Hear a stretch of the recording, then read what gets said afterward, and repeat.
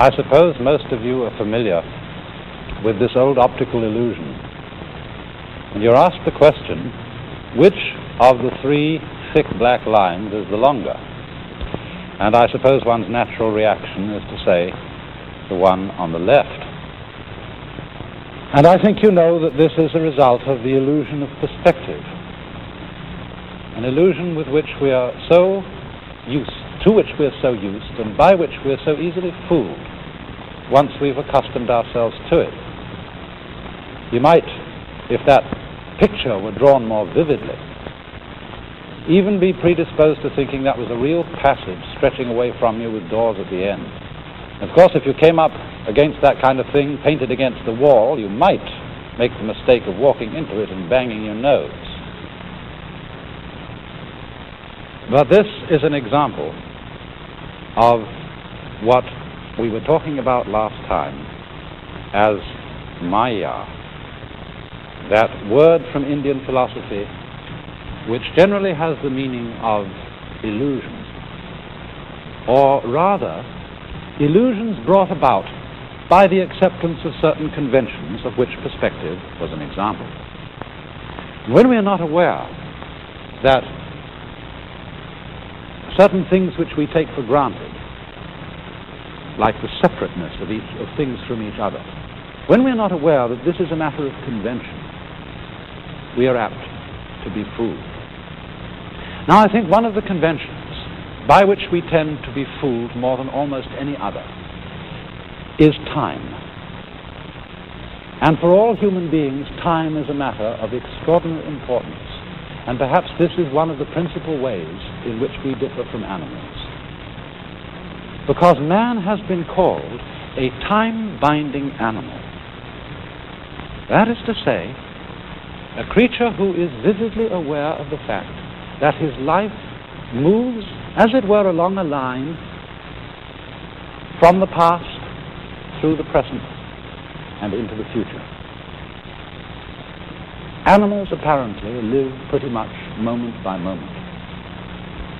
They don't appear to have very strong memories, but because man has a strong memory, he is able to bear the past in mind and, as it were, cast it forward into visions of the future based upon what has happened in the past.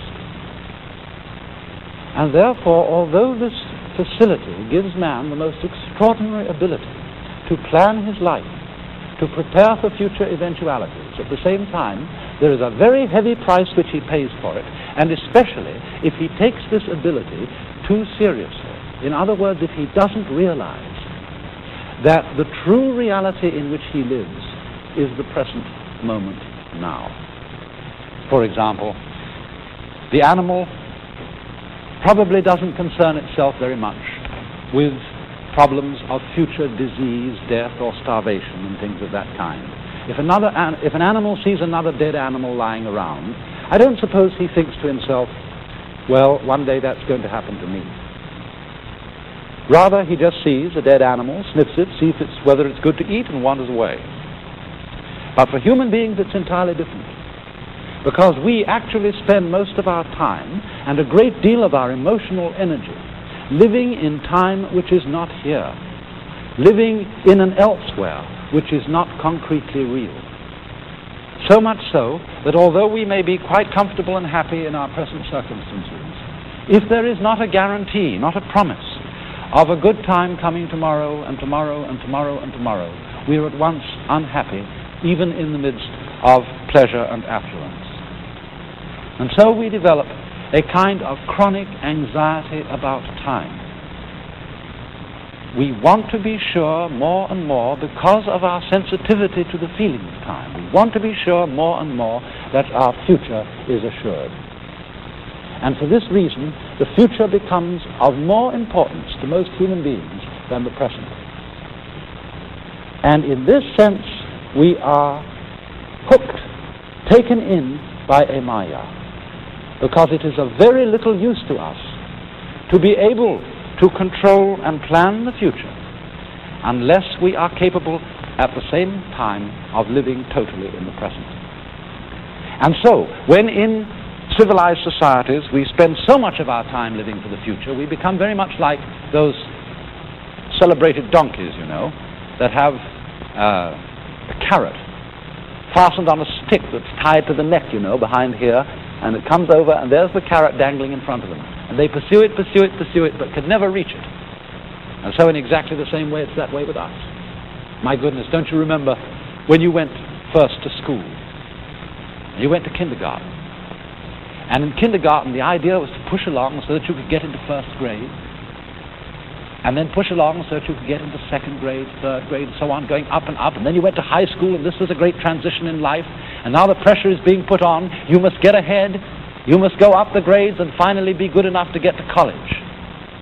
And then when you get to college, you're still going step by step, up to the great moment in which you're ready to go out into the world. And then when you get out into this famous world comes the struggle for success in profession or business. And again, there seems to be a ladder before you, something for which you're reaching all the time. And then, suddenly, when you're about 40 or 45 years old in the middle of life, you wake up one day and say, "Huh? I've arrived." And by Jove, I feel pretty much the same as I've always felt. In fact, I'm not so sure that I don't feel a little bit cheated. Because, you see, you were fooled. You were always living for somewhere where you aren't. And while, as I said, it is of tremendous use for us to be able to look ahead in this way and to plan, there is no use planning for a future, which when you get to it and it becomes a present, you won't be there. You'll be living in some other future which hasn't yet arrived. And so in this way, one is never able actually to inherit and enjoy the fruits of one's action. You can't live at all unless you can live fully now. And because now is never satisfactory, because we're never really living in it, we get more and more avid to go ahead and pursue the future. We develop our technology to a fantastic ability, where we can more and more fulfill our desires for the future almost immediately, working towards a sort of push-button world. But have you ever stopped to think what the world would be like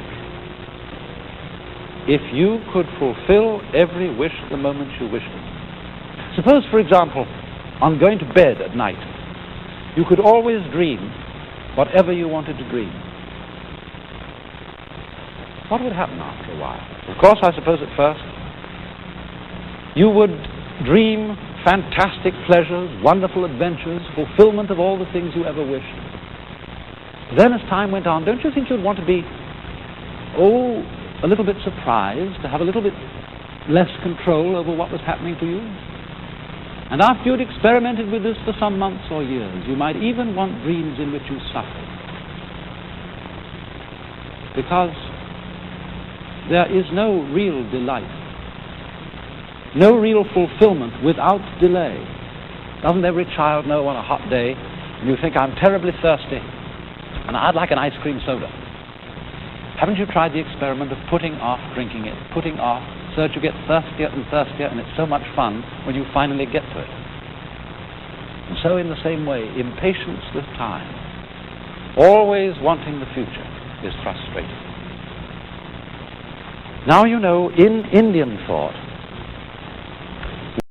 one of the basic myths or ideas is of Brahma, the world creator, who has infinite power and has everything that he wants. But he is like our dreamer,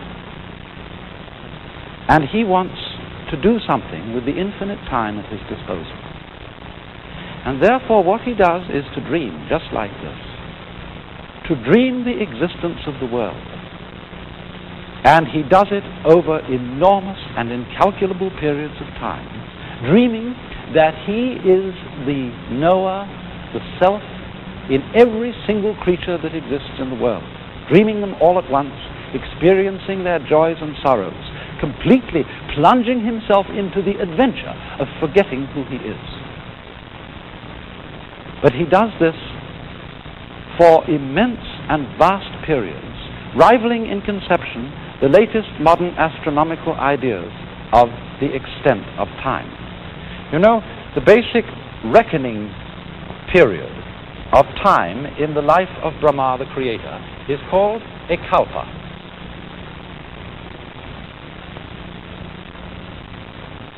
And that is a period of 4,320,000 years. And the kalpas are called the days of Brahma. One day for Brahma's life is a kalpa. And so there are the periods which you can call his days or nights, whichever you wish, where he goes into dream and he dreams the world. And then for the following kalpa he wakes up and realizes who he is again, and then he dreams again, going on and on and on through years of kalpas, of 360 days and nights of Brahma, centuries of kalpas, endlessly, endlessly, endlessly. For the Hindu doesn't think of time in quite the same way that we do. Obviously, we think of time as linear, day after day after day after day, going along in a line. Or sometimes we like to think of time as this sort of line, going up and up and up and up and up and up and getting better and better and better. But that's not the fundamental idea of time for almost any people in the world outside of Western civilization. In nearly every other part of the world, time is thought of as a circle.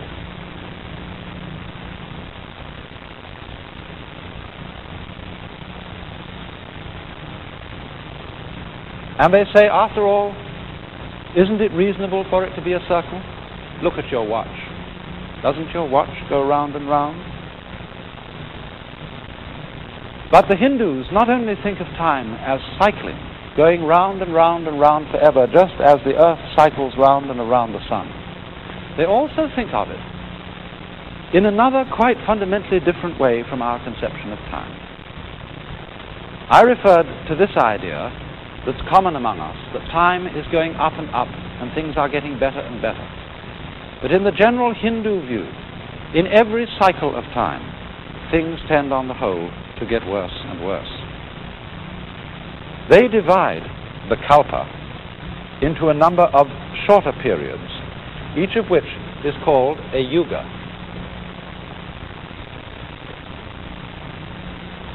But the yugas are so arranged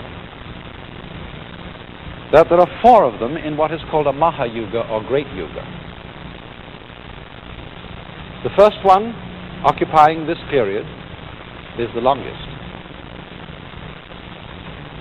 The second one occupies a shorter period, from here to here. The third, still shorter than the second. The fourth, the shortest of all. And the names that are given to them are the names of the throws in the Indian game of dice. The best throw, the throw of 4, is called Krita. And that lasts for the longest time. It is a golden age where everything is just fine. The next one is called Treta, the throw of 3. Pretty good, but not quite so good. The third is called Dvapara, the throw of 2. And here, good and evil are equally balanced, not so hot. The final throw, the throw of 1, is called Kali, the worst throw, and that's the shortest period. And of course, according to Hindu ideas, we're living in it now. But in Kali Yuga, everything goes to pieces and becomes dreadful. And time goes faster. Now, why do they feel that time deteriorates in this way? It is because as one lives in time and becomes more and more conscious of time, we tend more and more to pursue the future, as I said a little while ago. And as we pursue the future, present time becomes more and more unsatisfactory, and we feel that we have to chase our happiness at greater and greater speeds. I was talking the other day to a college president who said, you know, I'm so busy now that I'm going to have to get a helicopter.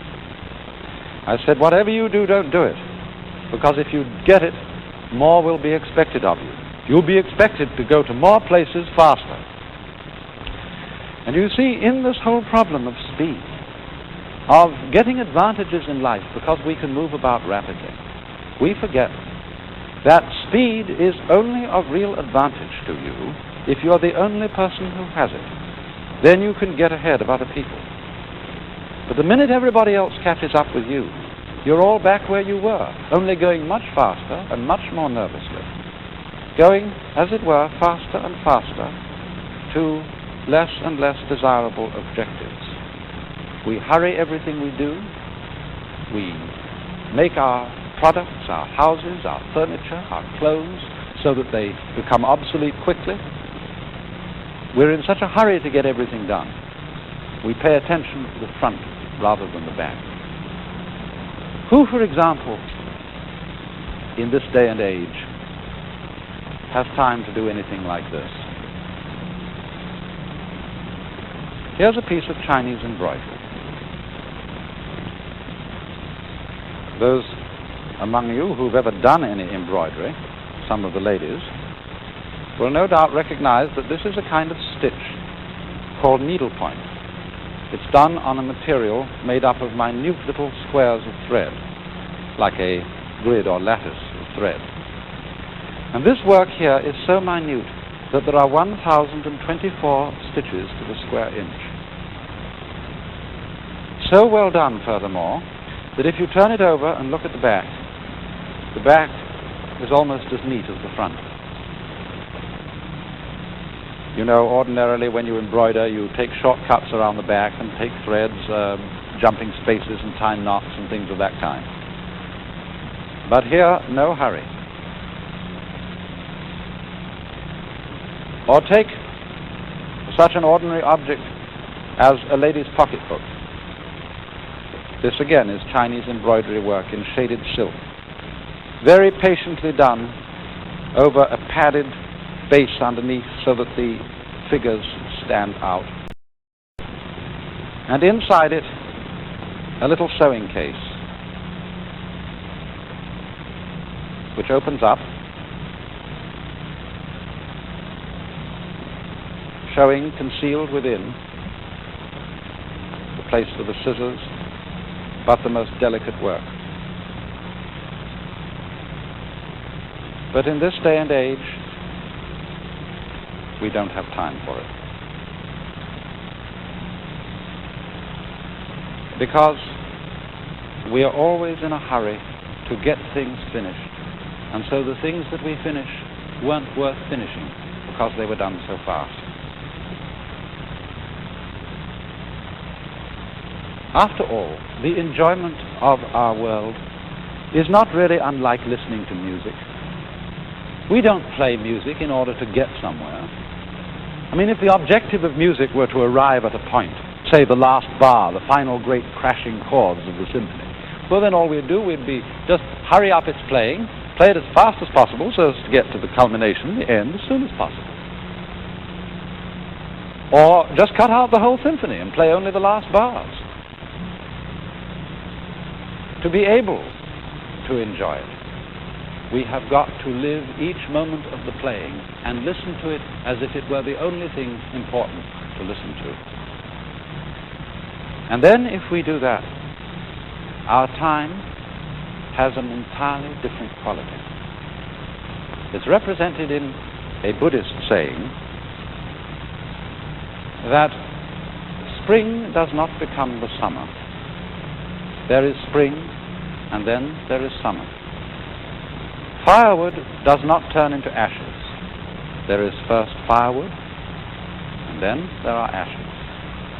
The two stages being, as it were, sufficient by themselves. And this is intended to give the idea of living in a fully concrete present into which you settle in. I mean, the present for most of us is, isn't it, just a hairline on a dial. And the hand goes by it flash, and there's nothing in it, one after another. But here there is an entirely different sense of the present, as something you can settle into. there's a line behind me from a Chinese poem. And it says, literally, day, ditto. In other words, day, day, that is good day. Every day is a good day. And it comes as the last line of this poem. In spring, hundreds of flowers. In summer, refreshing breeze. In autumn, the moon. Free your mind from idle thoughts, and for you, every season is a good season, or every day is a good day. And idle thoughts mean illusory thoughts, thoughts of pursuing a future, thoughts of making one's happiness depend on something which isn't here at all.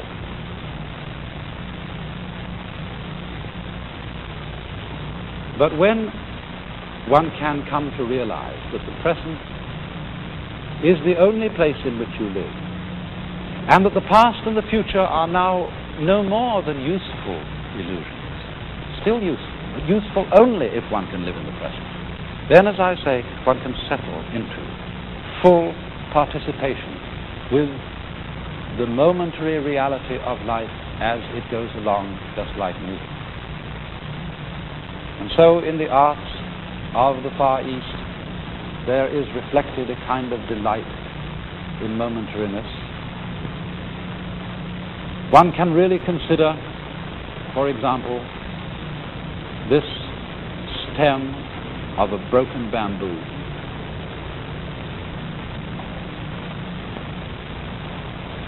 Or, not only in painting, but in poetry, a poem in the Japanese haiku style, poems which just crystallize a single moment. In the dark forest, a berry drops, the sound of the water. Or a painting of a man sitting all alone in his boat and listening to the water. He's not asleep. He's not dreaming. He's a man living in an entirely real world, a world which we neglect because we have no time to sit and listen to the water. After all, are not the memories which you go over memories which persuade you that it's really worth being alive? Really memories of certain moments in which life itself brought you completely awake. I know we all think of things like the smell of coffee and bacon cooking on an autumn morning, the smell of burning leaves. I remember particularly for me one glimpse of a flock of sunlit pigeons against the dark background of a thundercloud. And it's incidents like that that are very largely celebrated in Far Eastern art and poetry. Perceptions of the full reality and intensity of the moment. Such a one as this. The sea darkens. The voices of the wild ducks are faintly white. A brushwood gate, and for a lock, this snail. Or paintings where one sees just a few birds on a branch, so vividly alive that you somehow think the next time you look at the branch, the birds won't be there. This is all an art form possible for people who feel themselves to be living in this real momentary world. I remember once a very wise man who used to give lectures on philosophical matters of this kind. Before he started giving any lecture, would sit for a while looking at his audience very intensely like this.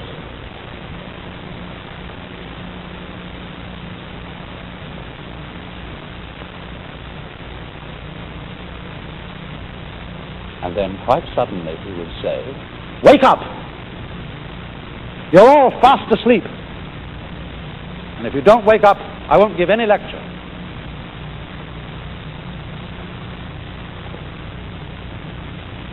And another Chinese sage pointed one day to some flowers while talking to a friend and said, "Most people look at these as if they were in a dream." And Buddha, one of the wisest of the sons of Asia, his real name was Gautama, but he was called Buddha because Buddha means the awakened one, the man who woke up. Now, in what sense was he awake? He was awake in the sense that he was completely all here. After all, we say about a person who's nuts, he's not all here. He's not all there.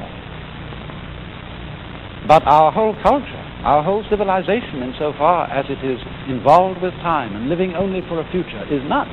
It's not all here. We are not awake. We are not completely alive now. And consequently, we are so hungry and so greedy because everything seems tasteless. We are living for an abstraction which has not yet come to be, and we don't know what really is.